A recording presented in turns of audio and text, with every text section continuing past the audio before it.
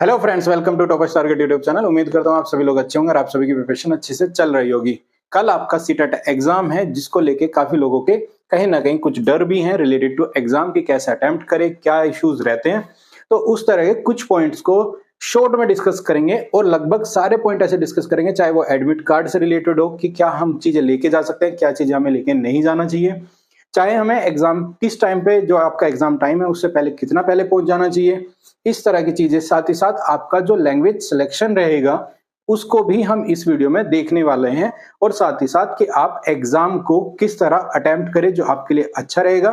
और दूसरा जो लास्ट पॉइंट बनता है वो बनता है कि आपको ओएमआर सीट किस तरह कैसे प्लान करनी चाहिए। ओएमआर पे हम ऑलरेडी एक बार डिस्कशन कर चुके, जिसमें हमने देखा था ओएमआर की बेसिक डिटेल्स और कंप्लीट करने के सारे मेथड या कैसे कैसे मिस्टेक्स होती है। अगर आपने वो वीडियो नहीं देखी तो आप हमारे चैनल पे जाके वो वीडियो देख सकते हैं। तो आज की वीडियो शुरू करते हैं, जिसमें है हमारा पॉइंट कि आपका सीटेट में आप कैसे एग्जाम को अटेम्प्ट करें और क्या गलतियां हम छोड़ दें आज की डेट में, ताकि हमारा एग्जाम बेस्ट हो या फिर हम कह सकते हैं हम क्वालिफाई करें। तो सबसे पहला पॉइंट आता है कि हम एग्जाम को किस तरह ले। तो कहीं ना कहीं आपकी जो लाइन है सबसे बेस्ट सूट करती है कि मन के हारे हार है, मन के जीते जीत।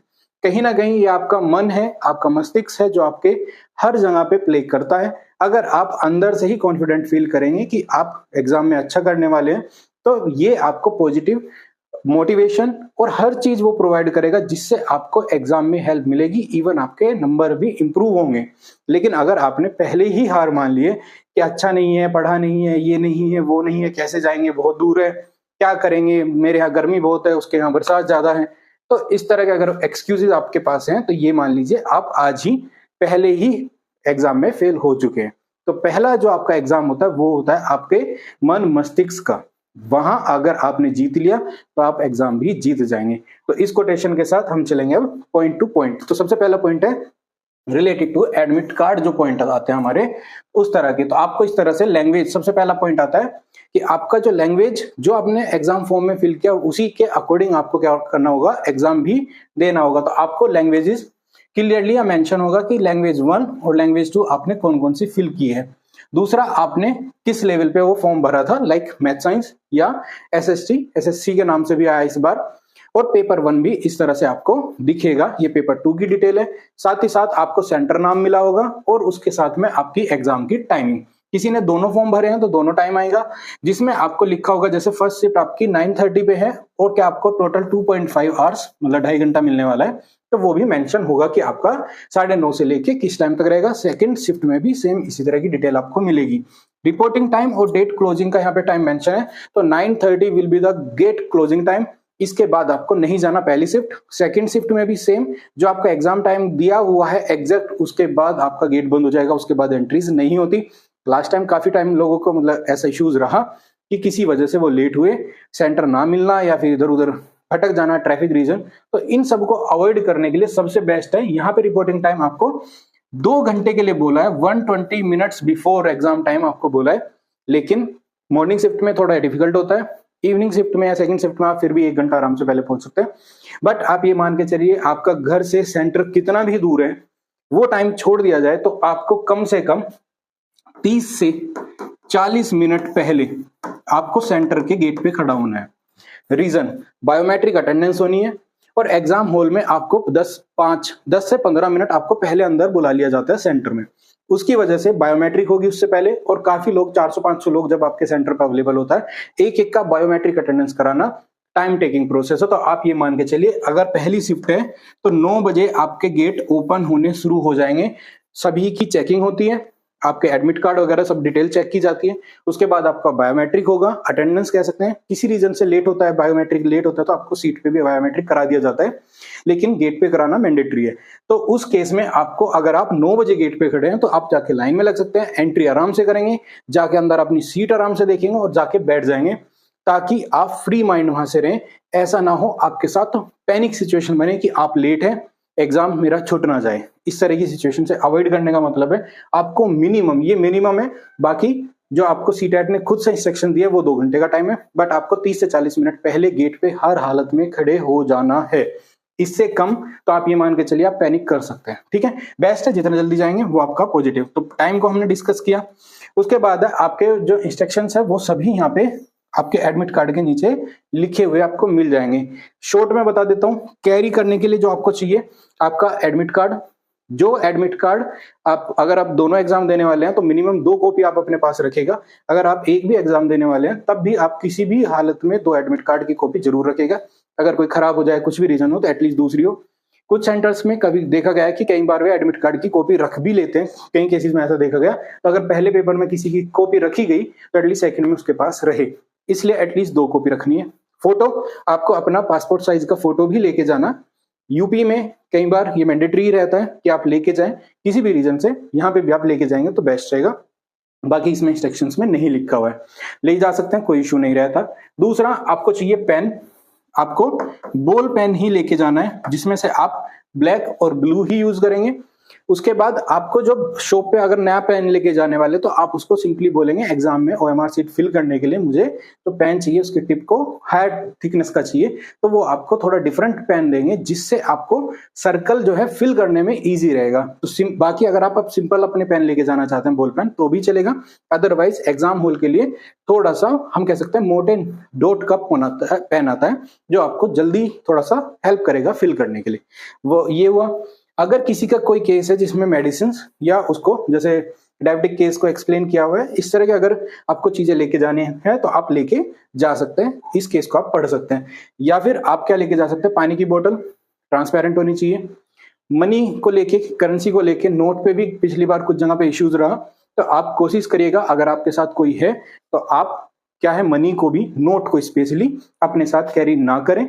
आप अपने साथ वालों को दे सकते हैं या फिर अपने बैग में जो भी एक मिनिमम अमाउंट लेके आप जैसे जाते हैं उसमें रख सकते हैं। कोई भी इलेक्ट्रिक गैजेट, चाहे वो की ही हो, वो भी आपको अलाउड नहीं होती एग्जाम में लेके जाने के लिए। काफी केसेस आता है ज्वेलरी के केसेस में, तो वहां पे भी काफी सेंटर्स इश्यूज ज्यादा करते हैं। मिनिमम ज्वेलरी पे भी इश्यूज हो जाता है, तो आप कोशिश करिएगा कि आप उसको भी जितना अवॉइड कर सके उतना बेस्ट है। कोई आपका फैमिली मेंबर आपके साथ होता है तो आप उनको सेंटर पे ही आप अपने उनको दे सकते हैं। सेंटर पे कोई भी सामान रखने की अगर व्यवस्था है तो उनकी कोई भी रिस्पॉन्सिबिलिटी नहीं होती। इस चीज को भी आप सोच के चलेगा कि आप महंगी चीजों को कहीं रख रहे हैं तो क्या रख सकते हैं या नहीं। साथ ही उसके अलावा आपको पेन, एडमिट कार्ड और एक चाहिए आपका जो आपका आइडेंटिटी प्रूफ करे, जैसे कि Aadhaar card, PAN card, driving licence, इस तरह के डॉक्यूमेंट्स की लिस्ट दी हुई है वो आपको लेके जाना है।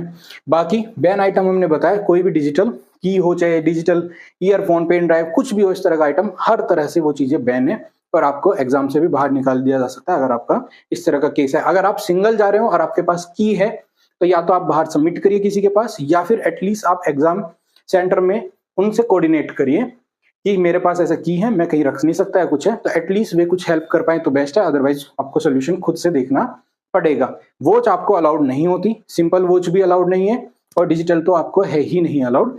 मैक्सिमम कॉलेज स्कूल ऑलरेडी वो सेंटर निर्धारित करते हैं कि सभी एग्जाम हॉल्स में आपके पास वॉच अवेलेबल हो, तो वो भी आपको खुद से मतलब लेकिन नहीं जानी, वहां पे अवेलेबल हो जाती है। तो मेजर चीज है आपकी यहाँ से डिस्कस हो गई, कैरी और बैन आइटम। लैंग्वेज सिलेक्शन, आपने जो फॉर्म में भरा है वही मैटर करता है। दूसरा, किस तरह से आपको सिलेक्शन लेना है वो हम अभी नेक्स्ट जो स्लाइड्स है उसमें देखेंगे। दूसरा पॉइंट आता है कि आपको एग्जाम कैसे कैसे करना है अटेम्प्ट करने के लिए। देखिए, अगर पेपर 1 और पेपर 2 जैसे हमारे पास है, हमारे पास 2 पेपर्स होते हैं, तो दोनों में एक ही चीज सबसे ज्यादा मैटर करती है, वो करती है पेडागोजी। अगर आपके पास पेडागोजी है तो ये आपका सबसे मेजर पोर्शन होता है। एक चीज को और आप समझ के चलिएगा, कभी भी आप अपने बेस्ट सब्जेक्ट पे अगर जाते हैं तो ये जरूर ध्यान रखिएगा कि आपका बेस्ट कुछ भी हो, लेकिन आपको अल्टीमेटली 90 नंबर या 100 नंबर जो आपका टारगेट है मिनिमम, वो लेके आना ही आना है। तो आप अपने ओवर कॉन्फिडेंस जोन में ना जाके कोशिश करिएगा पहले आप उतना स्कोर करें जो आपको पास कराए, उसके ऊपर का जो पॉइंट रहे वो आपके अचीवमेंट हो या फिर हम कह सकते हैं अच्छे मार्क्स हो।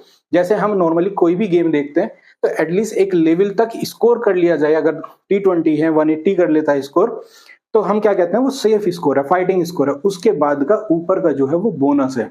इसी तरह से यहाँ पे भी आपका पहला टारगेट आपका पासिंग मार्क्स है। अगर हम जनरल लेवल पे बोलते हैं 90 है, तो आप कोशिश करिए ये 90 लाइए। कैसे वो 90 लाएंगे, तो आपको सबसे बेस्ट पड़ता है आपका क्या है CDP, जो कि आपको 30 मार्क्स के लिए होता है, और ये सब्जेक्ट डायरेक्टली इनडायरेक्टली रिलेट करेगा आपको पेडागोजी। तो पेडागोजी चाहे किसी भी सब्जेक्ट की हो, लेकिन वो आपको हेल्प करने ही वाला है। तो इस केस में सबसे पहले आपको क्या अटेम्प्ट करना है, पेडागोजी प्लस CDP। तो CDP को आपको कंप्लीटली 30 मार्क्स का जो भी है, जितना आता है, जितना आप बेस्ट कर सकते हैं वो करिए। उसके बाद आपका अगर लैंग्वेज 1 और लैंग्वेज 2, ठीक है, मान लेते हैं लैंग्वेज 1 आपका हिंदी और लैंग्वेज 2 आपका इंग्लिश है, चेंज है या कोई अदर लैंग्वेज है, उसके अकॉर्डिंग आप सोच सकते हो। तो आपका जो प्राइमरी लैंग्वेज है, मतलब पहली लैंग्वेज है, उसमें आप बेस्ट है मान के चल सकते हैं। तो यहां से आपके पास दो पोर्शन बनते हैं, आपका कंटेंट, ठीक है, और पेडागोजी। तो अगर आप चाहे तो यहां से पेडागोजी और प्लस कंटेंट को भी वन शॉट में निपटा सकते हैं, कोई इशू नहीं है। आप चाहें तो सिर्फ पेडागोजी भी यहां से करके स्विच करेंगे, जो आपका नेक्स्ट क्या है, कंटेंट प्लस पेडा, ठीक है। तो नेक्स्ट स्विच करेंगे आप पेडागोजी पे। सेम चीज मैथ आपका पास है, कॉन्सेप्ट प्लस आपका कंटेंट प्लस पेडागोजी, और ईवीएस में भी आपका सेम दोनों चीजें। लेकिन आपको पहले क्या अटेम्प्ट करनी है, वो करनी है CDP, उसके बाद पेडागोजी, फिर पेडागोजी, और मैथ के केस में भी आपको पेडागोजी और ईवीएस के केस में भी पेडागोजी। रीजन क्या है, अगर आप मैथ आपका अच्छा है, अच्छी बात है, आप करना चाहे पहले अटेम्प्ट कर सकते हैं, लेकिन बिल्कुल स्टार्टिंग में ना करें। चाहे मैथ हो चाहे साइंस हो, सबसे पहले आप ना अटेम्प्ट करें। एटलीस्ट को बीच में अटेम्प्ट करना है या फिर लास्ट में अटेम्प्ट करना है। उसका रीजन है, मैथ आपका टाइम टेकिंग होता है, और सिंपली अगर आपने एग्जाम में एक पोर्शन को करने में, सपोज यहां से आपको क्या हुआ, 25 से 30 मिनट लगे आपको करने में टोटल, ठीक है, तो आप अगले में भी उस टाइम को मेंटेन कर सकते हैं। लेकिन अगर मैथ में जनरली आपको 40 मिनट से लगेंगे ही लगेंगे, तो इसकी वजह से आपका नेक्स्ट पोर्शन छूटता चला जाएगा, और वो 10 मिनट हो सकता है मैथ में आपको 2 नंबर या 3 नंबर दिला के जाएगा, लेकिन बाकी के पोर्शन में हो सकता है वो 10 नंबर दिला के जाए। इसी वजह से मैथ पोर्शन को, जो मेन कंटेंट है, उसको आपको बाद में करना है। यहां से आप लैंग्वेज में दो पैर जो आपके पैसेज हैं वही आने हैं, तो आप उनको पढ़ के 30 मिनट का जो आपके पास टाइम होता है पर सब्जेक्ट, उसको मेंटेन कर सकते हैं। सेकंड लैंग्वेज में काफी लोगों को इश्यू आता है लंबे पैराग्राफ पढ़ने में, तो उसको भी कोशिश करें बाद में करें, मेन आप पेडागोजी करते रहें। सेम ईवीएस आप कॉन्सेप्ट, मतलब आपके कंटेंट और पेडागोजी को भी साथ कर सकते हैं, क्योंकि वो भी टाइम टेकिंग नहीं है। जिसमें भी आपको टाइम लगेगा, जैसे कि मैथ और साइंस, कंटेंट में उसको आप लास्ट के लिए रखें, या एटलीस्ट आपका 90 मार्क्स जब तक आप कवर करते हैं उसके बाद करिए, क्योंकि 90 आप स्टार्टिंग में जो कवर करेंगे उसमें आप कोशिश करिए आराम से 70-80 नंबर आप लेके आ जाए। अगर आप यहां से आराम से पेपर पढ़ते हैं, टाइम मेंटेन करते हैं, और स्टार्टिंग के 90 नंबर का जो अटेम्प्ट किया आपने उसमें से 70-80 निकाल सकते हैं, तो बाकी के 60 नंबर में से आपको 20 या 10 नंबर ही लाने हैं, जिसमें आपके पास जो क्या होगा, टाइम भी प्रॉपर होगा। मैथ्स जैसे सब्जेक्ट को करने के लिए आपको जो एक्स्ट्रा टाइम चाहिए वो भी आप मेंटेन कर सकते हैं। और अगर किसी रेयर केस में एग्जाम भी छूटता है, तो उस केस में कम क्वेश्चन छूटेंगे, क्योंकि आप मैथ कर रहे होंगे और बाकी क्वेश्चंस को करने में टाइम कम लगता है। तो जो आपका पेडागोजी है वो आपको कहीं ना कहीं पहले पास कराएगा, उसके बाद आपको स्कोर कराएगा। तो आपको कोशिश जो करनी है कुछ इस तरह से करनी है, थोड़ा चेंज आप अपने लेवल पे कर सकते हैं, कोई ऐसा कुछ नहीं, बट ये सजेस्टेड है कि आप इस तरह से ज्यादा नंबर बना सकें और इजी पास कर सकें। क्योंकि काफी लोगों को दिक्कत आती है कि हम क्वेश्चंस को पहले मैथ से स्टार्ट किया, या फिर मैथ साइंस वालों ने अगर मैथ साइंस से स्टार्ट किया, तो उनके केस में क्या होता है, वो ऑलरेडी टाइम इतना दे चुके होते हैं कि लास्ट के 15 से 20 नंबर का इवन पूरा का पूरा सेक्शन उनका छूट जाता है बिकॉज ऑफ मैथ की वजह से। और वो क्या करते हैं, फिर वे 15-20 नंबर को रफली भर के आ जाते हैं, या फिर कह सकते हैं पूरा तुक्का मार के आते हैं। जहां से 1-2 नंबर मिल जाता है तो मिल गया, अदरवाइज नहीं।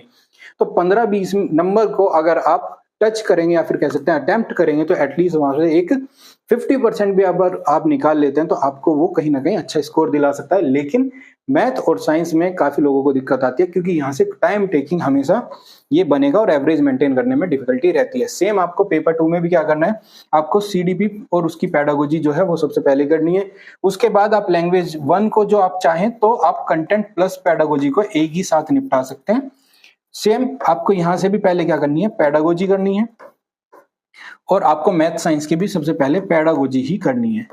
और उसके बाद जो बचा हुआ रेस्ट, जैसे कि हम कह सकते हैं यहां से आपके पास क्या बचता है, कंटेंट बचता है, यहां से भी आपके पास कंटेंट बचता है, जो कि आपका 15 + 15 और यहां से 15, तो 40 से 45 नंबर का बचेगा, वो आपको बाद में करना है।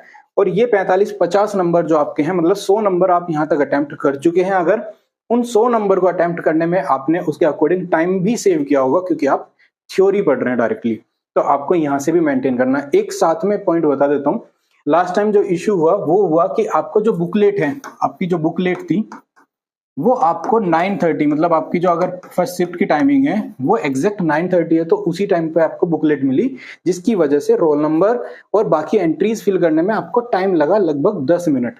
तो आपका जो टाइम 2.5 घंटे का था वो 2.5 घंटे ना रह के 2 घंटा 20 मिनट का रह जाता है, और उसमें आपको क्वेश्चन अटेम्प्ट करने थे पूरे, मतलब आपके पास 140 मिनट रह जाती है 150 क्वेश्चन करने के लिए। तो अब जो एवरेज था 1 मिनट पे एक क्वेश्चन, वो आपको नहीं मिलता। तो ऐसे केस में आपको जो थ्योरी पोर्शन है, पेडागोजी जो पोर्शन है, सीडीपी जो पोर्शन है, इन पोर्शन से आपको 1-1, 2-2 मिनट एटलीस्ट बचा के चलना है, जिससे आप बेटर स्कोर करने की तरफ जा सके। साथ ही साथ एक काफी लोगों का पॉइंट आता है, कुछ क्वेश्चन ऐसे होते हैं जिन पे हमें होता है डाउट, कि हमें क्या है, डाउट है, ठीक है। अब हम इसका क्या करें, तो देखिए 2 तरह के क्वेश्चन होते हैं। एक में हमें पता ही नहीं कि आंसर क्या है, ठीक है, कि हमें उसमें पता ही नहीं चला, हमारे लिए वो टोटल क्या है, ब्लैंक है। और दूसरा क्या है, जिसमें हमें क्या है, 50-50 पता है, ठीक है, 50-50 पता है। मतलब आपके पास 4 ऑप्शन में से आपने 2 ऑप्शन निकाल लिए जो आपके आंसर हो सकते हैं, संभावित आंसर हो सकते हैं। ऐसे केस में इस OMR पे तो आपको कुछ टच करना ही नहीं होता, लेकिन आपके पास जो क्वेश्चन सीट मिलती है, आपकी जो पूरी बुकलेट मिलती है, आप उसके पास उस पे फ्रीडम होती है कुछ भी लिखने के लिए। आप क्या कर सकते हैं, उसके जो बैक पेपर्स हैं, रफ जहां लिखने के लिए मिलता है आपको वहां पे, या फिर फ्रंट पेज पे इस तरह से 2 पोर्शन डिवाइड कर सकते हैं, कि पहले में मैं ऐसे क्वेश्चंस का नंबर डाल दूं, नंबर कि जो मुझे पता ही नहीं, तुक्का मारूंगा, या फिर आपको तुक्का मारना है तो उसी टाइम मार दीजिए, बाद में देखने का चक्कर ही खत्म। तो तुक्का मारिए उधर ही और निपटा दीजिए मैटर। अगर आपको फिर भी लगता है कि मैं बाद में देखूंगा, या फिर मेरा केस है 50-50 का, कि मुझे अगर टाइम मिल जाता है तो एटलीस्ट मैं इस पे 1 मिनट बाद में सोच सकूं, क्योंकि आपको टाइम नहीं रुकना, तो उस केस में आप क्या करेंगे, जो आपकी ये तो OMR है, इसको तो आपको कुछ भी टच नहीं करना, कोई टच नहीं करना है, लेकिन आपकी जो क्वेश्चन सीट है उसमें कहीं भी लास्ट पेपर पे, फ्रंट पेज पे, पहले पेज के बाद एक जगह ऐसी प्लेस बनाइए जहां पे आप इस तरह नंबर डाल दें। कि सपोज मेरा पहला क्वेश्चन है जिस पे मुझे डाउट है, मुझे बाद में देखना है, मैं फिल नहीं कर रहा अभी।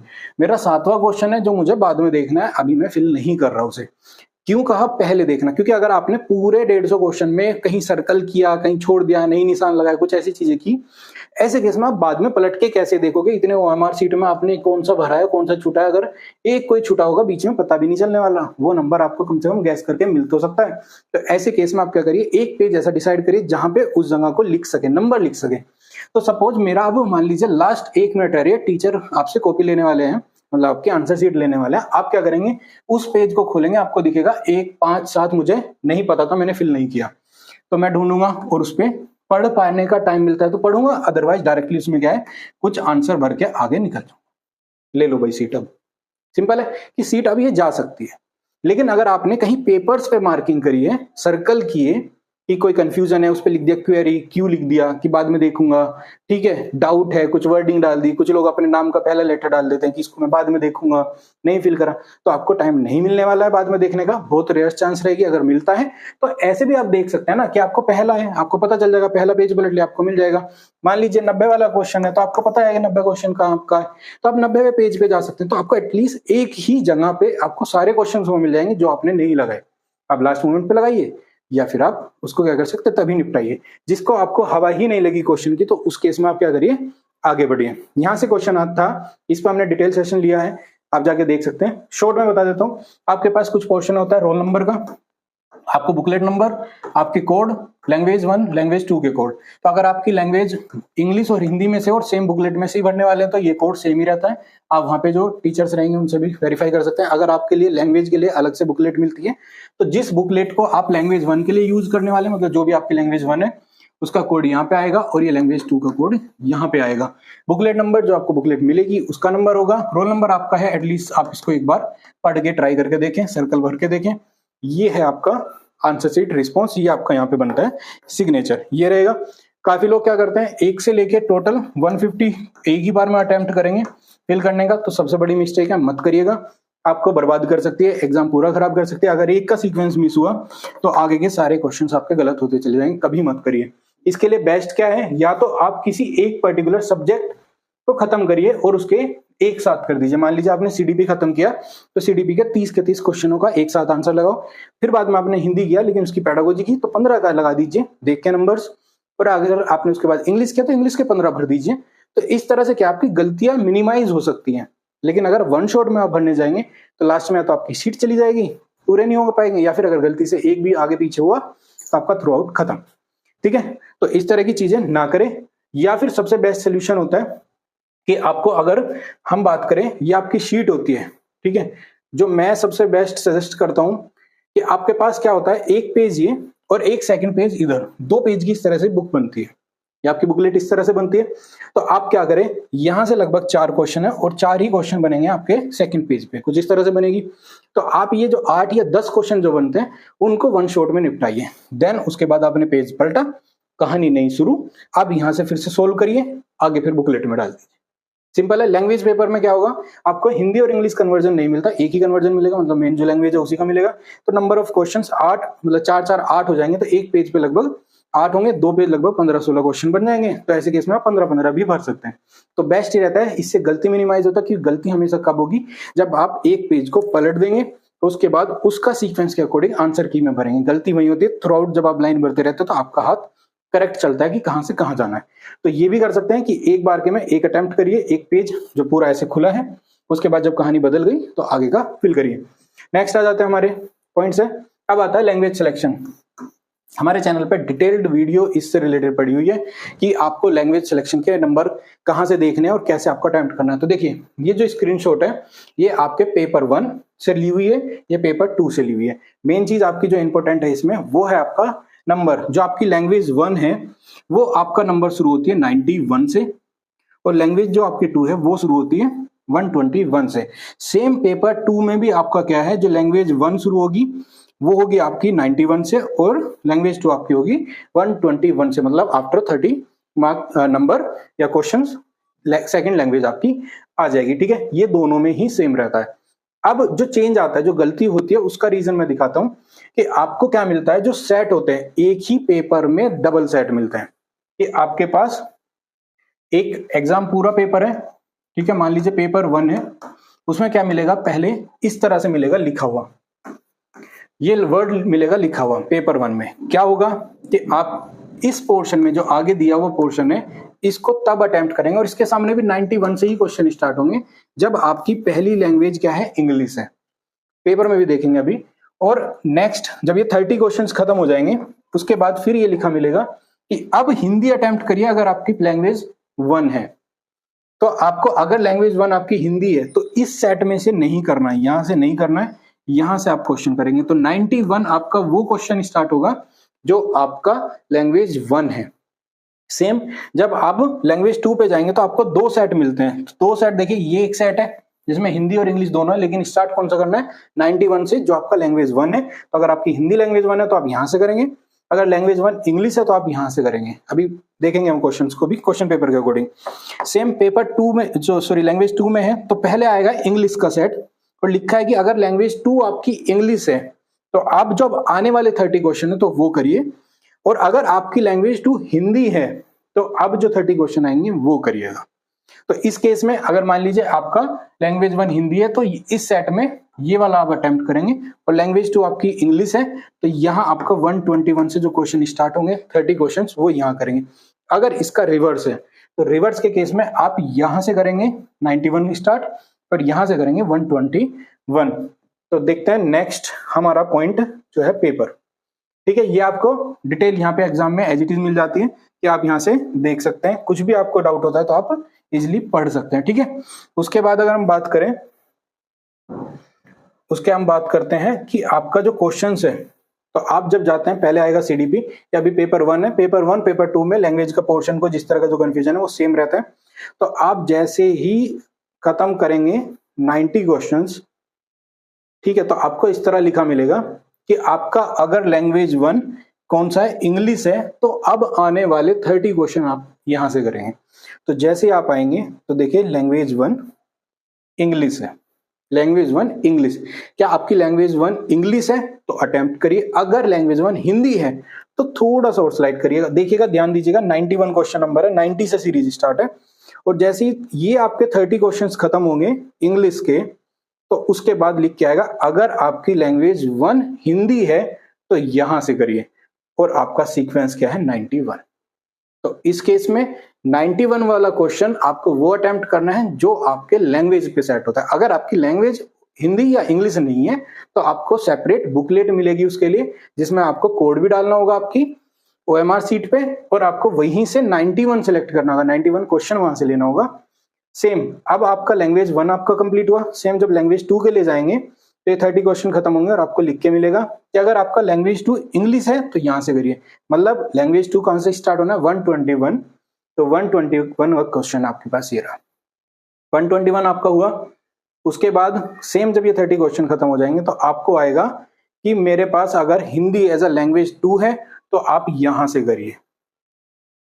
अगर आपका सिंपली क्या है, क्वेश्चन नंबर भी देख सकते हैं आप, यहां से आपका 21 है। अगर आपका लैंग्वेज 1 है तो लैंग्वेज 1 में आपको अटेम्प्ट करना है 91वां क्वेश्चन, लैंग्वेज 2 जब आप अटेम्प्ट करेंगे 121 क्वेश्चन वही अटेम्प्ट करेंगे जो आपका लैंग्वेज है। तो सिंपली ये हो जाएगा बिना किसी डाउट के। फिर भी कोई भी डाउट है तो आप क्या कर सकते हैं, हमारी ऑलरेडी चैनल पे इसकी सेपरेट वीडियो है जिसमें डिटेल्ड है, मतलब दोबारा से इस चीज को अच्छे से भी समझाया हुआ है, उधर आप जाके देख सकते हैं।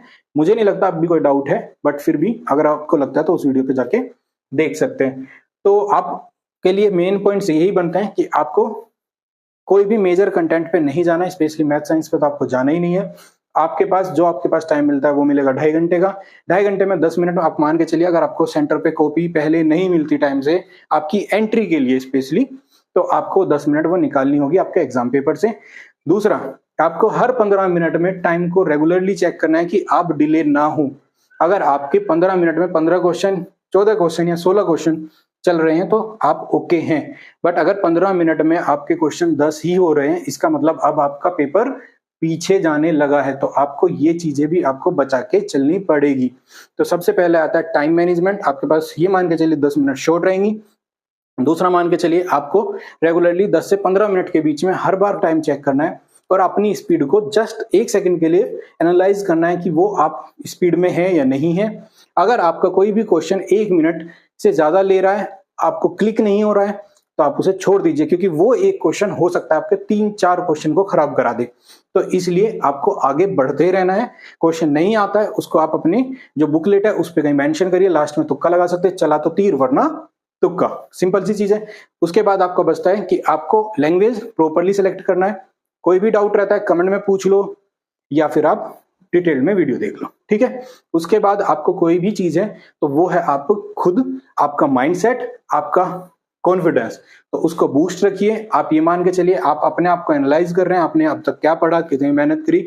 कोई भी एग्जाम पेपर आपको डिफाइन नहीं करता, हमेशा की ये बात रही है, लेकिन अल्टीमेटली वो आपकी एक मिरर कॉपी जरूर हो जाता है कि आपने इतने दिन में क्या किया। तो एग्जाम जिंदगी में चलते रहते हैं, जिंदगी भी चलती रहती है, लेकिन हार्डवर्क उसके साथ हमेशा जुड़ा रहता है। और हार्डवर्क के साथ जब आप स्मार्ट वर्क जोड़ देते हैं तो आपकी सक्सेस इजी और अच्छी और टाइमली मिलती है। तो इसी वर्ड के साथ मैं कहना चाहूंगा सभी को ऑल द बेस्ट, कि आप अपना एग्जाम अच्छे से दीजिए। बाकी आने के बाद हमें जरूर शेयर करिएगा आपका क्या रहा फीडबैक, कैसे मार्क्स रहे, ताकि हम नेक्स्ट टाइम जो नेक्स्ट सीटेट आएगा दिसंबर में, उसके लिए आप लोगों के लिए बेस्ट प्रिपरेशन ले सके। तो आज की वीडियो में इतना ही, मिलते हैं नेक्स्ट वीडियो में नेक्स्ट टॉपिक के साथ। जय हिंद, जय भारत।